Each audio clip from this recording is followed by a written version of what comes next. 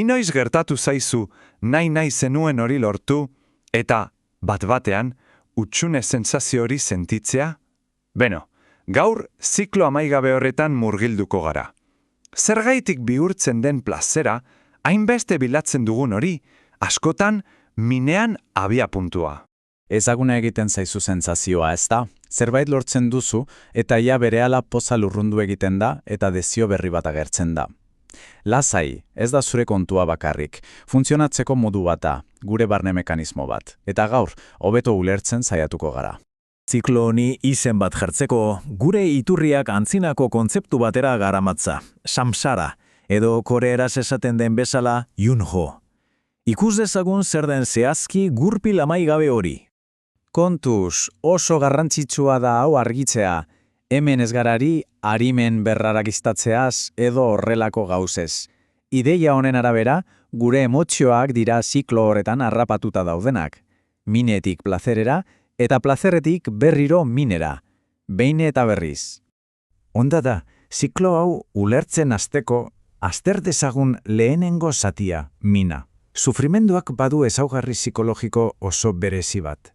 Gurpil osoaren funtzionamendua ulertzeko giltzarria dena.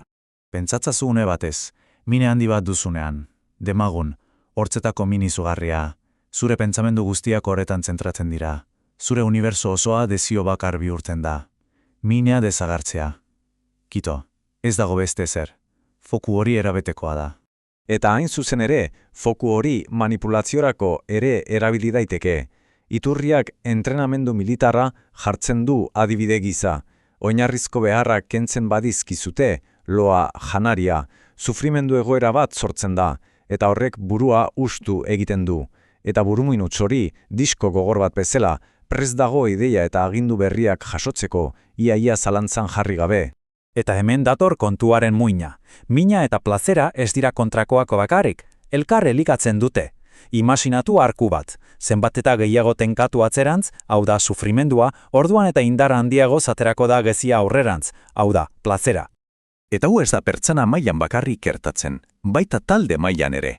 Iturriak aipatzen du nola gizarte batek urteetako sufrimendua eta zailtasunak bizi dituinean, egoera hori amaitzen den unean sortzen den postasun kolektiboa izugarria den.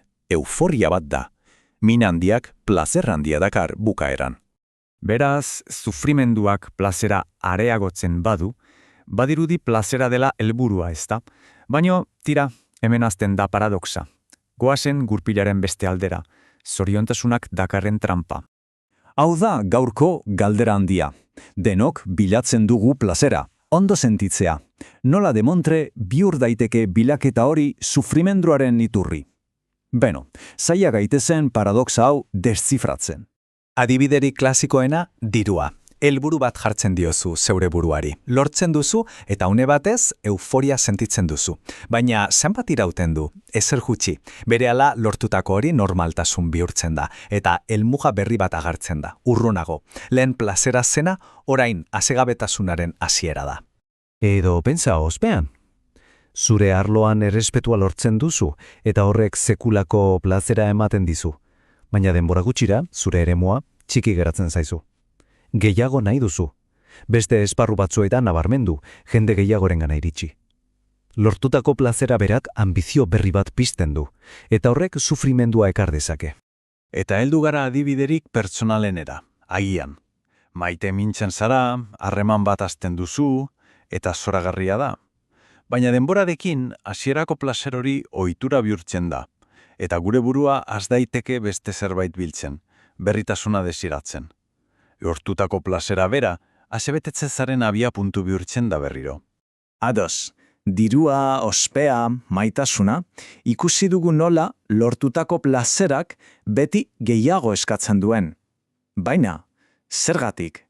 Zein da postasuna min bihurtzen duen mekanismo psikologiko hori? Eta irudi honek bikain azaltzen du.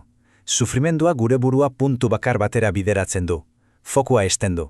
Baina plazerak? Ai, plazerak. Justo kontrakoa egiten du. Asebetetze une horretan, gure burua zabaldu egiten da, eta desio berrien leherketa bat gertatzen da. Orain hau lortu dudanez, zer gehiago lor dezaket. Eta hor, hasten da gurpila berriro. Iturriaren arabera, 3 motor dira eraldaketa hau elikatzen dutenak. Bat, zekenkeria. Hau da, beti gehiago nahi izatea hori. 2, ez jakintasuna, ziklo honetan harrapatuta haudela ezkonturatzea. Eta 3, auto-hausnarketa falta, gure desioi buruz inoiz ez galdetzea. 3 hauek dira gure zoriontasuna poizoitzen duten elementuak. Ondo, zikloa ulertu dugu. Eta orain, zer? Posible da gurpil honetatik ateratzea? Beno, iturriak dio bidea ez dela ihes egitea, baizik eta ulertzea eta kontziente izatea. Lehenengo kontzeptua askapena da, eta ez pentsala hau zerbait mistikoa danik. Adi egotea da, besterik gabe. Plazer une batean zaudenean, konturatzea zure buruan desio berriak sortzen ari direla. Eta min une batean, gogoratzea egoera hori ere aldatu egingo dela. Kontzientzia hori da lehen pausoa. Eta bigarren idea nirbana da, hau da, oreka aktiboa bilatzea. Ez da euforiari itzu-itzuan eustea, ez da sufrimenduan erabat ondoratzea ere. Aitzitik, erdigune emozional bat bilatzea da, kontzienteki. Bizitzaren olatuen gaien surf egiten ikastea bezala da, ondoratu gabe. Urte askoan bizitzari behatu ondoren, iturriaren egileak ondorio personal eta ungigarri hau partekatzen du. Eta zenbaki hauek egiazan gure itxaropen guztiak hankaz gorakarten dituzte. Ikuspegi hau grafikoki jartzen dugunean, are eta degarriagoa da. Gure bizitzaren zati handiena plazereran atzetik pasatzen dugu, baina ikuspegi honen arabera, plazera bizitzaren zati txiki-txiki bat baino ez da. Gehiengoa sufrimendua da, eta tartean bakea. Eta hona hemen azken ondorioa, agian garrantzitsuena.